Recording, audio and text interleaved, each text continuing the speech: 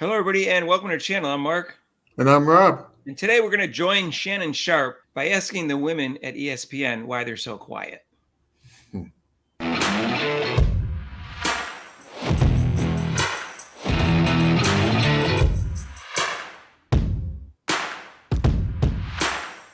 hey, if you haven't subscribed to our channel yet, please do so and hit the notification bell when you do. So on Shannon Sharpe, he does commentary on First Take on ESPN, but he also has his own podcasts. And he started praising Caitlin Clark. Then he went off on a rampage saying, why is everyone so quiet? And he goes, I'm talking to you. And he was basically talking to his coworkers on First Take, all of whom are black females who minimized Caitlin Clark since day one. And now they're really quiet now that Caitlin Clark looks like an MVP candidate. And so this is what he said. There's a lot of women that was on ESPN that had a lot to say early on about this. They've gone quiet now. Y'all quiet now. I want somebody to send that to you because you know who you are. If you think I'm talking to you, I am. Yeah. I mean, yeah. Now, where you at now? Where you at? He said more than that, but that's what he said. He said more than that, but I'm like him. Like, where you at? You talked all this mess. Now you're sitting there, and you got nothing to say, all quiet and stuff.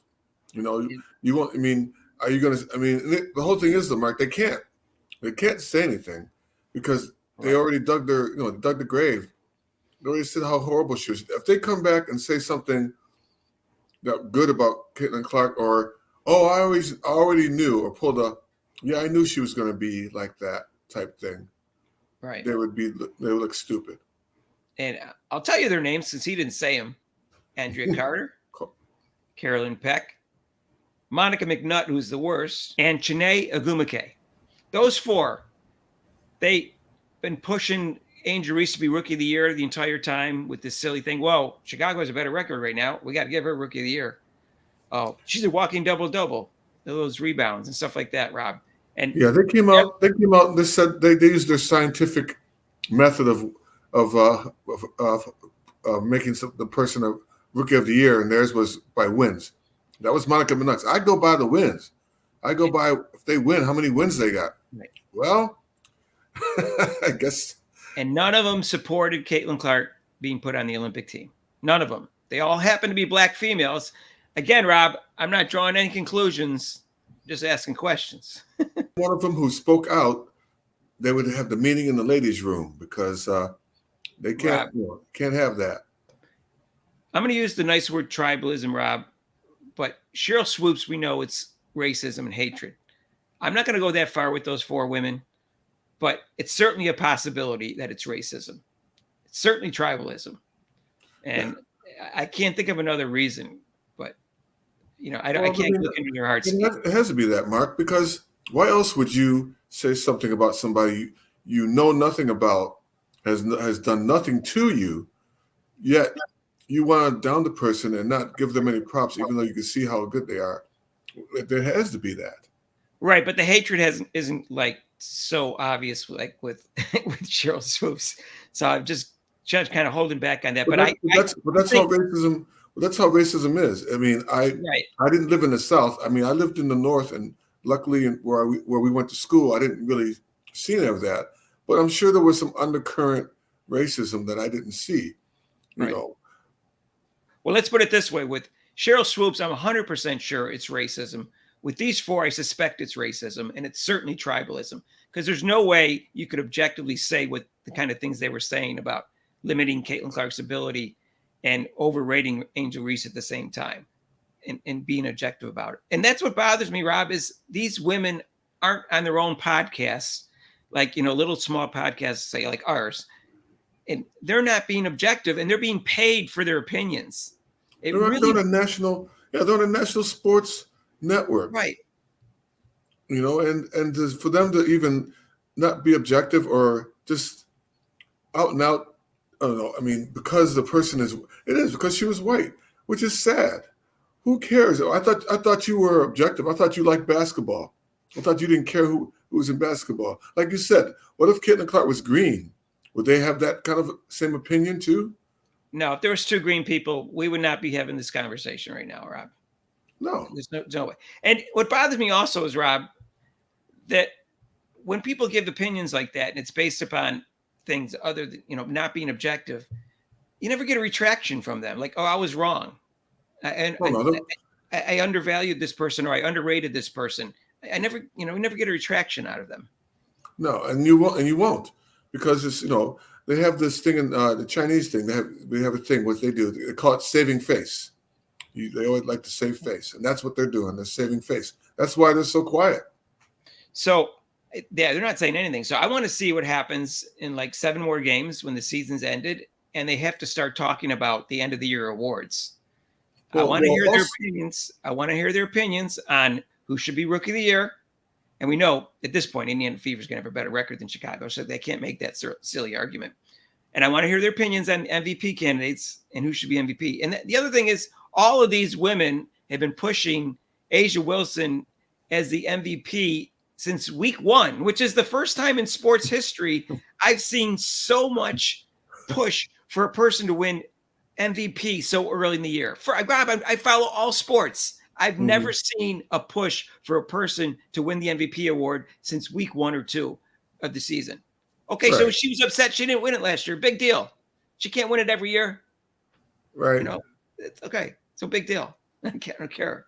It's just, it's not like Brandon Stewart sucked last year. Yeah, like, excuse me. Yeah, somebody else out there is just as good. But also, Mark, not just the end of the year of the games. The Fever are going to be in the playoffs. So they're going to have to talk about it. Right. Well, and the Aces aren't doing that well this year. They won the other night, but they're like 500 since the Olympic break. So, they're not playing that well. So we'll see what happens. MVP, you can definitely talk more about the record of the teams and whether they're winning. That definitely is a legitimate discussion. The Rookie of the Year, it's a less legitimate discussion. But if they were true reporters, Mark, they would get up. They could see how the way the Fever, the streak, how many games they've won after the break. They should be right up in there and talking about that, how exciting that is. But they won't bring it up because Caitlin Clark is the main reason. They won't talk about that. Right. And Rob, last year when she was third in the MVP voting, it's almost a 3-way tie. It was really close. The Aces had the best record in the league, so that I guess that's what they're upset about. Is she played well and they had the best record. But this year, guess who has the best record in the year? New York Liberty. And Brianna Stewart, maybe not as great as yours last year, but she's got, Sabrina Askew, but, they don't have a super stacked team any more than the Aces. The Aces got 4 Olympians on their team, and they're not even winning. So please explain to me how this is already locked up, the MVP award. I'm not saying she doesn't deserve it. I'm saying, please explain to me why it's been locked up since week 1. They wouldn't even win in the beginning of the year. They were 6-6 until Chelsea Gray came back from her injury. And of course, she's not all the way back. But again, there's more to it than this, Rob. There really is. Yeah, which is sad that people like this get paid for that, and that this company, ESPN, supposedly the sports leader, is more not looking like a sports leader. It looks like a sports chump because of the way they have their. I don't know who they get these people from. Is that they're not being very objective. They're not really being a reporter or a journalist. If their background is journalism, it sure is not very well. It's not very good. And Rob, I don't even like Brianna Stewart, and I'm sticking up for her in this case. So because she's a good ball player. Right. It's not because she's white. You're not sticking up because she's white. You're sticking up because she's a great ball player. And so, I don't know. And Nafisa Collier is playing great too. It's like, and they've been winning. So we'll see what happens. Caitlin Clark, she makes her teammates better, way better than anybody else in the league. And that's a very important factor for an MVP vote. All I know is that they're real quiet on this, and I'm dying to see how they talk about this on First Take or on Sports Center at the end of the year. I wish Stephen A., if he really is truly getting back at them, I wish he would bring it up. I mean, Shannon Sharpe doesn't care. That's why I like him. He doesn't care. It's like, what you gonna do? You're try to get in my face? I'll throw the facts at you. I'm not scared of your little tribalism. I'm not afraid of you. Stephen A's afraid because he's right there in the studio. Right. So now Shannon Sharpe won't hold back. No. That's all. But that's how you like people. That's why you like people like that.